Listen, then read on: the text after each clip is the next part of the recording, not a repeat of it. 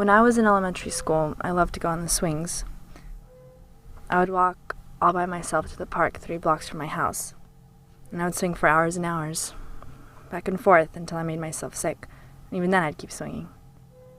It was the air that I liked, and the feeling of it against my face, my back, blowing through my hair. I'd close my eyes and become a bird, a phoenix, rising higher and higher and finally flying above the confines of my life. Over the houses into the world I'd always imagined myself in, where everyone is beautiful and lived in 2-story houses with a pool, a dog and a cat, a brother, a sister, a mom, and a dad. A school bus driver who greeted you with a smile and a wave each morning.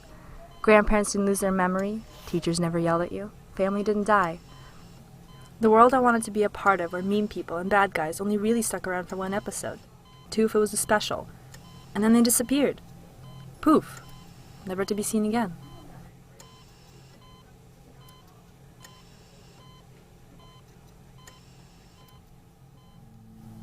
All throughout middle school and most of high school, I had one solid friend. Her name was Kate. We would do everything together. Sleep over each other's houses, carpool. Sometimes we would even go to the swings at night.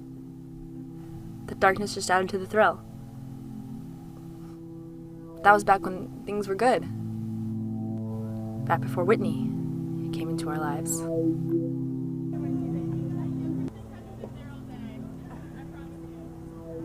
It was our junior year when Whitney moved from Los Angeles. She was new and exotic. Kate was obsessed with the life Whitney lived, so unlike the lives of everyone else we knew. She had everything I wanted, and I envied her for that. 3 of us became fast friends. We were 3 of a kind, 3 peas in a pod.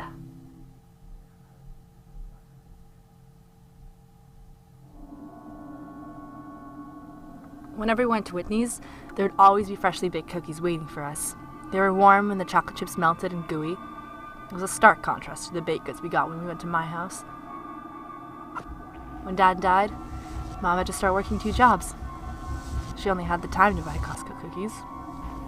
When we went to my house, there would sometimes be cookies on the counter, but it never felt like they were waiting for us. So we went to Whitney's house more and more, and mine less and less. We never went to Kate's, so it was always up to Whitney or me to play hostess to her. The switch was gradual, not even noticeable at first, but it became Kate's obvious preference.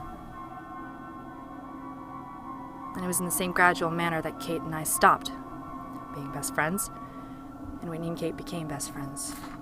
Kate stopped calling me. Kate, who had been my best friend through the depression, through my hospitalization at 13, through the last 4.5 years of my life. Whitney had been here for 8 months, and it took me as long to realize the infectious nature of her personality. She was a parasite, encroaching on the bond Kate and I had. Kate was still oblivious, blinded too much by Whitney's manipulative ways to realize what was going on, to realize that she was losing her true friend. So I took it into my own hands. I began hating Whitney. My hatred led me to physical acts towards her. They started minor. I would pour water on her cell phone when she wasn't looking. I keyed her car, ragged her house. I wanted to get Kate back.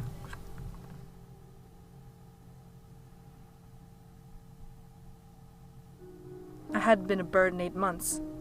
I was finally realizing that Whitney was what was grounding me. She would not let me forget that I'd lost my only friend, and without a friend, I couldn't venture into the perfect world the swings let me escape into. I went to the park that night by myself. I just had to remember what it felt like to escape to the world I belonged in. I swung for about an hour, wind against my face and back, blowing through my hair. But I wasn't flying. Something was still holding me down. It was like a bad guy had decided to stick around for a whole season.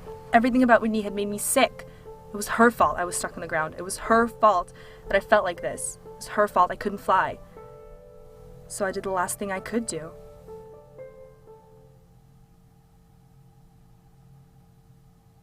A few nights later, I went back to the park, prepared for what I was to do. but I needed to be a phoenix, rising from the flames in order to do it.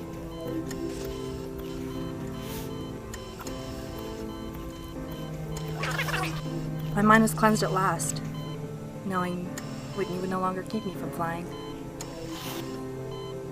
That night, I flew higher than ever before and felt it in my entire body, not just the pit of my stomach. On the swings, riding on the wind, I was a phoenix. Later that night, Whitney disappeared. Poof. Never to be seen again.